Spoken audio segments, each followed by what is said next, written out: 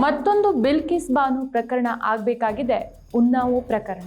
ಸಂತ್ರಸ್ತರು ಯಾರನ್ನ ನಂಬಿ ಬದುಕಬೇಕು? ಆಕೆಯನ್ನ 60,000 ರೂಪಾಯಿಗೆ ಮಾರಾಟ ಮಾಡಿದ್ದ. ನ್ಯಾಯದ ದೇವಾಲಯ ಅಂತ ಜನ ನಂಬಿದ್ದಾರೆ.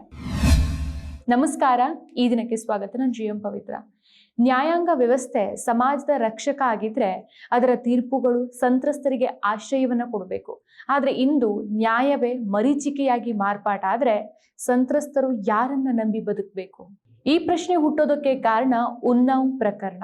ಹೌದು, ಉನ್ನಾವ್ ಪ್ರಕರಣದ ಅಪರಾಧಿ ಬಿಜೆಪಿ ಮಾಜಿ ಶಾಸಕ ಕುಲ್ದೀಪ್ ಸಿಂಗ್ ಸೆಂಗಾರ್ಗೆ ದೆಹಲಿ ಹೈಕೋರ್ಟ್ ಮಂಗಳವಾರ ಜಾಮೀನನ್ನ ಮಂಜೂರು ಮಾಡಿದೆ. ಪ್ರಕರಣದ ಅಪರಾಧಿ ಕುಲ್ದೀಪ್ ಸಿಂಗ್ ಸೆಂಗಾರ್ಗೆ ನೀಡಲಾದ ಜೀವಾವಧಿ ಶಿಕ್ಷೆಯನ್ನ ಅಮಾನತುಗೊಳಿಸಿದ ದೆಹಲಿ ಹೈಕೋರ್ಟ್ ತೀರ್ಪು ಸಂತ್ರಸ್ತರಿಗೆ ಆಘಾತವನ್ನು ಉಂಟು ಮಾಡಿದೆ. ಈ ತೀರ್ಪು ತನ್ನ ಕುಟುಂಬಕ್ಕೆ ಸಾವು ಅಂತ ಸಂತ್ರಸ್ತೆಯ ಕುಟುಂಬಸ್ಥರು ಬಣ್ಣಿಸಿದ್ದಾರೆ. ಇನ್ನು ನ್ಯಾಯಾಧೀಶರಾದ ಸುಬ್ರಹ್ಮಣ್ಯಂ ಪ್ರಸಾದ್ ಮತ್ತು ಹರೀಶ್ ವೈದ್ಯನಾಥ್ ಶಂಕರ್ ಅವರ ಪೀಠ ಸೆಂಗಾರ್ ಅವರ ಮೇಲ್ಮನವಿ ವಿಚಾರಣೆ ಮುಗಿಯುವವರೆಗೆ ಶಿಕ್ಷೆಯನ್ನ ಅಮಾನತಿನಲ್ಲಿ ಇಟ್ಟದೆ. ಜಾಮೀನು ಅವಧಿಯಲ್ಲಿ ಸಂತ್ರಸ್ತೆಯ ಮನೆಯ 5 ಕಿಲೋಮೀಟರ್ ವ್ಯಾಪ್ತಿಯೊಳಗೆ ಹೋಗಬಾರ್ದು, ಜಾಮೀನು ರದ್ದಾಗುವವರೆಗೆ ದೆಹಲಿಯಲ್ಲೇ ಇರಬೇಕು ಹಾಗೂ ಪ್ರತಿ ಸೋಮವಾರ ಪೊಲೀಸ್ ಠಾಣೆಗೆ ಹಾಜರಾಗಿ ವರದಿಯನ್ನ ನೀಡಬೇಕು ಅಂತ ನ್ಯಾಯಾಲಯ ನಿರ್ದೇಶಿಸಿದೆ. ಯಾವುದೇ ಷರತ್ತನ್ನ ಉಲ್ಲಂಘಿಸಿದೆ ಜಾಮೀನು ರದ್ದಾಗತ್ತೆ ಅಂತ ನ್ಯಾಯಾಲಯ ಎಚ್ಚರಿಕೆಯನ್ನು ಕೊಟ್ಟಿದೆ. ಸೊ ಕುಲ್ದೀಪ್ ಸಿಂಗ್ ಸೆಂಗಾರ್ಗೆ ವಿಧಿಸಿದಂತಹ ಶಿಕ್ಷೆಯನ್ನ ಹೈಕೋರ್ಟ್ ಅಮಾನತು ಮಾಡಿರುವುದನ್ನು ಖಂಡಿಸಿ ಸಂತ್ರಸ್ತೆಯ ತಾಯಿ ದಿಲ್ಲಿಯ ಇಂಡಿಯಾ ಗೇಟ್ ಬಳಿ ಪ್ರತಿಭಟನೆಯನ್ನ ನಡೆಸ್ತಾ ಇದ್ದಂತಹ ವೇಳೆ ಇವರ ಜೊತೆಗೆ CRPF ಪೊಲೀಸರು ಅನುಚಿತವಾಗಿ ವರ್ತಿಸಿದ್ದಾರೆ. ವಯಸ್ಸನ್ನು ಲೆಕ್ಕಿಸದ ಆಕೆಯನ್ನ ಎಳೆದಾಡಿದ್ದಾರೆ. ಅಷ್ಟೇ ಅಲ್ಲ, ಆಕೆಯ ಸುದ್ದಿಗೋಷ್ಠಿಗೆ ಅಡ್ಡಿಪಡಿಸಿದ್ದಾರೆ ಅಂತ ಆರೋಪಿಸಲಾಗಿದೆ. ಇನ್ನು ಪ್ರತಿಭಟನೆ ನಡೆಸ್ತಾ ಇದ್ದಂತಹ ಸಂತ್ರಸ್ತೆ ಮತ್ತು ಆಕೆಯ ತಾಯಿಯನ್ನ ಪ್ಯಾರಾ ಮಿಲಿಟರಿ ಸಿಬ್ಬಂದಿ ಮಾಧ್ಯಮಗಳ ಜೊತೆಗೆ ಸಂವಹನವನ್ನ ನಡೆಸದಂತೆ ತಡೆದಿದ್ದಾರೆ ಅಂತ ಆರೋಪಿಸಲಾಗಿದೆ. ಈ ಬೆನ್ನಲ್ಲೇ ತೀರ್ಪಿನ ಬಗ್ಗೆ ಬದುಕುಳಿದ ಮಹಿಳೆ ಅತೃಪ್ತಿಯನ್ನ ವ್ಯಕ್ತಪಡಿಸಿದ್ದು, ತನ್ನ ಕುಟುಂಬ, ವಕೀಲರು ಮತ್ತು ಸಾಕ್ಷಿಗಳಿಗೆ ನೀಡಲಾದ ಭದ್ರತೆಯನ್ನ ಯಾಕೆ ಹಿಂಪಡೆಯಲಾಗಿದೆ ಅಂತ ಪ್ರಶ್ನಿಸಿದ್ದಾರೆ. ಅಷ್ಟೇ ಅಲ್ಲ, ನ್ಯಾಯಕ್ಕಾಗಿ ಸುಪ್ರೀಂ ಕೋರ್ಟ್ನ ಬಾಗಿಲು ತಟ್ಟೋದಾಗಿ ಇವ್ರು ಹೇಳಿದ್ದಾರೆ. ತೀರ್ಪನ್ನ ಕೇಳಿ ನನಗೆ ತುಂಬಾ ನೋವಾಯ್ತು. ಆಗ್ಲೇ ಆತ್ಮಹತ್ಯೆ ಮಾಡ್ಕೊಳ್ಬೇಕು ಅಂತ ಇದ್ದೆ. ಆದ್ರೆ ನನ್ನ ಕುಟುಂಬದ ಬಗ್ಗೆ ಯೋಚಿಸಿದ ನಂತರ ನಾನು ಅದನ್ನ ನಿಗ್ರಹಿಸಿಕೊಂಡೆ. ನಮಗೆ ಅನ್ಯಾಯ ಮಾಡಲಾಗಿದೆ. ಚುನಾವಣೆಗಳು ಬರ್ತಾ ಇದೆ ಮತ್ತು ಅವನ ಹೆಂಡತಿ ಚುನಾವಣೆಯಲ್ಲಿ ಸ್ಪರ್ಧಿಸೋಕೆ ಸಾಧ್ಯ ಆಗುವಂತೆ ಅವನನ್ನ ಜಾಮೀನಿನ ಮೇಲೆ ಬಿಡುಗಡೆ ಮಾಡಲಾಗಿದೆ. ಸೊ ಹೊರಗೆ ಬಂದ್ರೆ ನಾವು ಹೇಗೆ ಸುರಕ್ಷಿತವಾಗಿರೋದು? ದೇಶದ ಹೆಣ್ಣುಮಕ್ಕಳು ಹೇಗೆ ಸುರಕ್ಷಿತವಾಗಿರ್ತಾರೆ? ಅವನ ಜಾಮೀನನ್ನ ರದ್ದುಪಡಿಸಬೇಕು ಮತ್ತು ಅವನನ್ನ ಜೈಲಿಗೆ ಕಳಿಸ್ಬೇಕು. ನಾವು ಸುಪ್ರೀಂ ಕೋರ್ಟ್ಗೆ ಹೋಗ್ತೇವೆ. ಸುಪ್ರೀಂ ಕೋರ್ಟ್ ನಲ್ಲಿ ನನಗೆ ನಂಬಿಕೆ ಇದೆ, ಅವನು ಬಿಡುಗಡೆ ಆದ ಅಂತ ತಿಳಿದ ಮೇಲೆ ನಮ್ಗೆ ಭಯ ಆಗಿದೆ. ನಮ್ಗೆ ಈ ನಿರ್ಧಾರ ಸಾವಿಗಿಂತ ಹೆಚ್ಚು ಅಂತ ಸಂತ್ರಸ್ತೆ ಭಾವುಕರಾಗಿದ್ದಾರೆ. ನನ್ನ ತಂದೆಯನ್ನ ಕೊಲೆ ಮಾಡಿ ಒಳಗಾದ ಗಂಭೀರ ಅಪರಾಧದಲ್ಲಿ ಆರೋಪಿಗೆ ಕೆಲವು ವರ್ಷಗಳ ಜೈಲು ಶಿಕ್ಷೆಯ ನಂತರ ಜಾಮೀನನ್ನ ನೀಡಲಾಗಿದೆ. ಇದು ಯಾವ ರೀತಿ ನ್ಯಾಯ ಅಂತ ಸಂತ್ರಸ್ತೆ ಪ್ರಶ್ನಿಸಿದ್ದಾರೆ. ಈ ಮಧ್ಯೆ ಕಾಂಗ್ರೆಸ್ ನಾಯಕ ರಾಹುಲ್ ಗಾಂಧಿ ಅವರು ದಿಲ್ಲಿಯ ಸೋನಿಯಾ ಗಾಂಧಿ ಅವರ ನಿವಾಸದಲ್ಲಿ ಸಂತ್ರಸ್ತೆ ಮತ್ತು ತಾಯಿಯನ್ನ ಭೇಟಿ ಮಾಡಿ ಸಾಂತ್ವನ ಹೇಳಿದ್ದಾರೆ. 2017ರ ಉನ್ನಾವ್ ಪ್ರಕರಣ ಭಾರತದ ನ್ಯಾಯಾಂಗ ಇತಿಹಾಸದಲ್ಲಿ ಅತಿ ಹೆಚ್ಚು ಚರ್ಚೆಗೆ ಗ್ರಾಸವಾದಂತಹ ಅಪರಾಧ ಪ್ರಕರಣಗಳಲ್ಲಿ ಒಂದಾಗಿದೆ.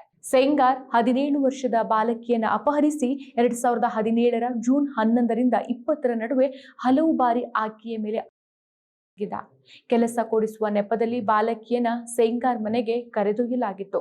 ಬಳಿಕ ಆಕೆಯನ್ನ 60,000 ರೂಪಾಯಿಗೆ ಮಾರಾಟ ಮಾಡಿಬಿಟ್ಟಿದ್ದ. ಕೊನೆಗೆ ಪೊಲೀಸರು ಬಾಲಕಿಯನ್ನ ರಕ್ಷಿಸಿದ್ರು. ಈ ನಡುವೆ ಸೆಂಗಾರ್ನ ಅನತಿಯಂತೆ ಪೊಲೀಸರು ಬಾಲಕಿಗೆ ನಿರಂತರ ಬೆದರಿಕೆಯನ್ನು ಹಾಕಿದ್ರು. ದೌರ್ಜನ್ಯದ ವಿರುದ್ಧ ಮಾತನಾಡದಂತೆ ಬಾಯಿ ಮುಚ್ಚಿದ್ರು ಅನ್ನೋ ಆರೋಪ ಸಹ ಕೇಳಿಬಂದಿತ್ತು. ಅಂತಿಮವಾಗಿ ಅಲಹಾಬಾದ್ ಹೈಕೋರ್ಟ್ನ ಆದೇಶದ ಬಳಿಕ ಪೊಲೀಸರು ಸೆಂಗಾರ್ ವಿರುದ್ಧ ಅಪಹರಣ, ಕ್ರಿಮಿನಲ್ ಬೆದರಿಕೆ ಮತ್ತು ಲೈಂಗಿಕ ಅಪರಾಧಗಳಿಂದ ಮಕ್ಕಳ ರಕ್ಷಣೆ ಕಾಯ್ದೆ ಪೋಕ್ಸೋ ಕಾಯ್ದೆಯಡಿ ಪ್ರಕರಣವನ್ನ ದಾಖಲಿಸಿ ಬಂಧಿಸ್ತಾರೆ. ಅಷ್ಟು ಮಾತ್ರ ಅಲ್ಲ, ತನ್ನ ಮಗಳಿಗೆ ನ್ಯಾಯಕ್ಕಾಗಿ ಹೋರಾಡ್ತಾ ಇದ್ದಂತ ಸಂತ್ರಸ್ತೆಯ ತಂದೆಯನ್ನ ಕುಲ್ದೀಪ್ ಸೆಂಗಾರ್ನ ಸಹೋದರ ಅತುಲ್ ಸಿಂಗ್ ಮತ್ತು ಇತರರು 2018ರ ಏಪ್ರಿಲ್ನಲ್ಲಿ ತೀವ್ರವಾಗಿ ಥಳಿಸಿದ್ರು. ಪೊಲೀಸರು ಸಂತ್ರಸ್ತೆಯ ತಂದೆಯನ್ನೇ ಅಕ್ರಮ ಶಸ್ತ್ರಾಸ್ತ್ರ ಹೊಂದಿದ್ದ ಆರೋಪದಲ್ಲಿ ಬಂಧಿಸಿದ್ರು. 2018ರ ಏಪ್ರಿಲ್ 8ಕ್ಕೆ ಸಂತ್ರಸ್ತೆ ಮುಖ್ಯಮಂತ್ರಿ ಯೋಗಿ ಆದಿತ್ಯನಾಥ್ ಅವರ ನಿವಾಸದ ಮುಂದೆ ಆತ್ಮಹತ್ಯೆಗೆ ಪ್ರಯತ್ನಿಸಿದ ನಂತರ ಈ ಪ್ರಕರಣ ರಾಜ್ಯ ಮಟ್ಟದ ಗಮನವನ್ನ ಸೆಳೆಯುತ್ತೆ. ಇದಾದ ಮರುದಿನವೇ ಸಂತ್ರಸ್ತೆಯ ತಂದೆ ಪೊಲೀಸ್ ಕಸ್ಟಡಿಯಲ್ಲಿ ಇದ್ದಾಗಲೇ ಗಂಭೀರ ಗಾಯಗಳಿಂದ ಮೃತಪಟ್ಟಿದ್ರು. ಸೊ ನ್ಯಾಯಾಲಯ ಸೆಂಗಾರ್ಗೆ ಶಿಕ್ಷೆ ವಿಧಿಸುವ ಮುನ್ನ ನಂಬರ್ ಪ್ಲೇಟ್ ಇಲ್ಲದ ಲಾರಿಯೊಂದು ಸಂತ್ರಸ್ತೆ ಪ್ರಯಾಣಿಸ್ತಾ ಇದ್ದಂತ ಕಾರಿಗೆ ಡಿಕ್ಕಿ ಹೊಡೆದಿತ್ತು. ಈ ಘಟನೆಯಲ್ಲಿ ಸಂತ್ರಸ್ತೆ ಮತ್ತು ಆಕೆಯ ವಕೀಲರು ಗಂಭೀರವಾಗಿ ಗಾಯಗೊಂಡಿದ್ರು. ಆಕೆಯ 2 ಚಿಕ್ಕಮ್ಮಂದಿರು ಸಾವನ್ನಪ್ಪಿದ್ರು. ಈ ಸಂಬಂಧ ಸೆಂಗಾರ್ ವಿರುದ್ಧ ಪ್ರತ್ಯೇಕ ಪ್ರಕರಣ ದಾಖಲಾಗುತ್ತೆ. ಆದರೆ ಡಿಸೆಂಬರ್ 2021ರಲ್ಲಿ ಅಪಘಾತವನ್ನ ಸೆಂಗಾರ್ ಅವರೇ ಆಯೋಜಿಸಿದ್ದಾರೆ ಅನ್ನೋದಕ್ಕೆ ಯಾವುದೇ ಪ್ರಾಥಮಿಕ ಪುರಾವೆಗಳು ದೊರೆಯದ ಕಾರಣ ದೆಹಲಿ ನ್ಯಾಯಾಲಯ ಇವರನ್ನ ಈ ಪ್ರಕರಣದಿಂದ ಬಿಡುಗಡೆ ಮಾಡುತ್ತೆ. ಇನ್ನು ಆಗಸ್ಟ್ 2019ರಲ್ಲಿ ಘಟನೆಗೆ ಸಂಬಂಧಿಸಿದ 4 ಪ್ರಕರಣಗಳ ವಿಚಾರಣೆಯನ್ನ ಸುಪ್ರೀಂ ಕೋರ್ಟ್ ದೆಹಲಿಗೆ ವರ್ಗಾಯಿಸಿ ದಿನನಿತ್ಯದ ವಿಚಾರಣೆಯನ್ನ ನಡೆಸಿ 45 ದಿನಗಳಲ್ಲಿ ಪೂರ್ಣಗೊಳಿಸಬೇಕು ಅಂತ ಆದೇಶ ಕೊಡುತ್ತೆ. ಡಿಸೆಂಬರ್ 2019ರಲ್ಲಿ ವಿಚಾರಣಾ ನ್ಯಾಯಾಲಯ ಸೆಂಗಾರ್ ಪ್ರಕರಣದಲ್ಲಿ ದೋಷಿ ಅಂತ ಘೋಷಿಸಿ ಜೀವಾವಧಿ ಶಿಕ್ಷೆಯನ್ನು ವಿಧಿಸಿತ್ತು. ಅಷ್ಟೇ ಅಲ್ಲ, ಕುಟುಂಬ ಬಯಸಿದ್ರೆ ಸುರಕ್ಷಿತ ಮನೆ ಮತ್ತು ಗುರುತಿನ ಬದಲಾವಣೆಯ ಬಗ್ಗೆಯೂ ಸಹ ಸಂತ್ರಸ್ತೆ ಮತ್ತು ಆಕೆಯ ಕುಟುಂಬದ ಜೀವನ ಮತ್ತು ಸ್ವಾತಂತ್ರ್ಯವನ್ನು ರಕ್ಷಿಸೋಕೆ ಸಿಬಿಐ ಕ್ರಮಗಳನ್ನು ತೆಗೆದುಕೊಳ್ಬೇಕು ಅಂತ ವಿಚಾರಣಾ ನ್ಯಾಯಾಲಯ ನಿರ್ದೇಶಿಸಿತ್ತು. ಸೆಂಗಾರ್ಗೆ ಗರಿಷ್ಠ ಶಿಕ್ಷೆ ವಿಧಿಸುವಾಗ ವಿಚಾರಣಾ ನ್ಯಾಯಾಲಯ ಆತನಿಗೆ ಶಿಕ್ಷೆ ಕಡಿತಗೊಳಿಸುವ ಯಾವುದೇ ಅಗತ್ಯತೆ ಇಲ್ಲ ಅಂತ ಹೇಳಿತ್ತು. ಪ್ರಜಾಪ್ರಭುತ್ವ ವ್ಯವಸ್ಥೆಯಲ್ಲಿ ಸಾರ್ವಜನಿಕ ಸೇವಕನಾಗಿದ್ದಂತಹ ಸೆಂಗಾರ್ ಜನರ ನಂಬಿಕೆಗೆ ದ್ರೋಹ ಎಸಗಿದ್ದಾರೆ ಅಂತ ನ್ಯಾಯಾಲಯ ಕಟುವಾಗಿ ಟೀಕಿಸಿತ್ತು. ಇನ್ನು ಸಿಬಿಐ ಈ ಪ್ರಕರಣದ ತನಿಖೆಯನ್ನು ನಡೆಸಿ ನ್ಯಾಯಾಲಯಕ್ಕೆ ದೋಷಾರೋಪ ಪಟ್ಟಿಯನ್ನು ಸಲ್ಲಿಸಿತ್ತು. ಅದರ ಆಧಾರದ ಮೇಲೆ ವಿಚಾರಣೆ ನಡೆಸಿದಂತ ನ್ಯಾಯಾಲಯ ಅಪರಾಧಿ ಕುಲ್ದೀಪ್ ಸಿಂಗ್ ಸೆಂಗಾರ್ಗೆ 2019ರಲ್ಲಿ ಜೀವಾವಧಿ ಶಿಕ್ಷೆಯನ್ನು ವಿಧಿಸುತ್ತೆ. ಆದರೆ ಅದೇ ಜೈಲು ಶಿಕ್ಷೆಯನ್ನ ದೆಹಲಿ ಹೈಕೋರ್ಟ್ ಅಮಾನತುಗೊಳಿಸಿದೆ. ಸಾಧ್ಯವಾದಷ್ಟು ಬೇಗ ಸುಪ್ರೀಂ ಕೋರ್ಟ್ನಲ್ಲಿ SLP ಅಂದ್ರೆ ರಜಾ ಕಾಲದ ಅರ್ಜಿ ಸಲ್ಲಿಸೋಕೆ ನಿರ್ಧರಿಸಲಾಗಿದೆ ಅಂತ ಸಿಬಿಐ ವಕ್ತಾರರು ತಮ್ಮ ಹೇಳಿಕೆಯಲ್ಲಿ ತಿಳಿಸಿದ್ದಾರೆ.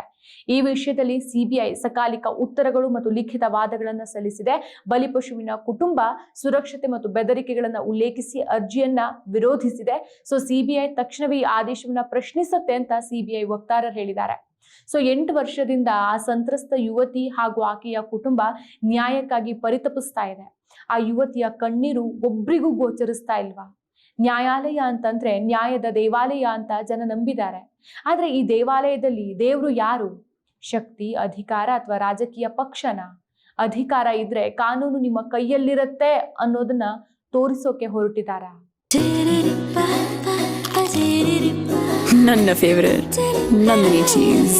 ಈಗ ಎಲ್ಲರ ಫೇವರೇಟ್ ನಂದಿನಿ ಚೀಸ್.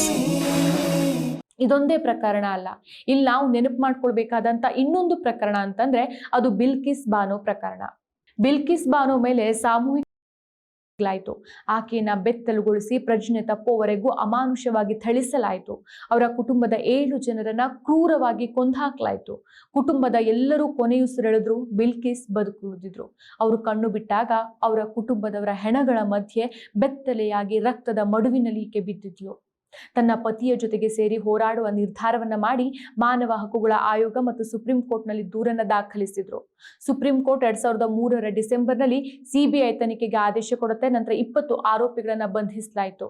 2008ರಲ್ಲಿ ವಿಚಾರಣಾ ನ್ಯಾಯಾಲಯ 11 ಜನರನ್ನ ಅಪರಾಧಿಗಳು ಅಂತ ಘೋಷಿಸಿ ಅವರಿಗೆ ಜೀವಾವಧಿ ಶಿಕ್ಷೆಯನ್ನ ಘೋಷಿಸಿತ್ತು.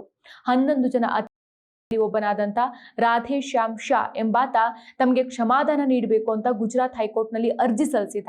ಸುಪ್ರೀಂ ಕೋರ್ಟ್ ಗುಜರಾತ್ ಸರ್ಕಾರ ನಿರ್ಧಾರ ತೆಗೆದುಕೊಳ್ಳುವಂತೆ ನಿರ್ದೇಶನ ಕೊಡುತ್ತೆ. ಗುಜರಾತ್ ಸರ್ಕಾರ ಗೋಧ್ರಾ ಜಿಲ್ಲಾಧಿಕಾರಿ ನೇತೃತ್ವದಲ್ಲಿ 2 ಬಿಜೆಪಿ ಶಾಸಕರು, ಬಿಜೆಪಿ ಕೌನ್ಸಿಲರ್ ಮತ್ತು ಬಿಜೆಪಿ ಮಹಿಳಾ ಮೋರ್ಚಾದ ಅಧ್ಯಕ್ಷೆಯನ್ನ ಒಳಗೊಂಡ ಸಮಿತಿನ ರಚನೆ ಮಾಡುತ್ತೆ.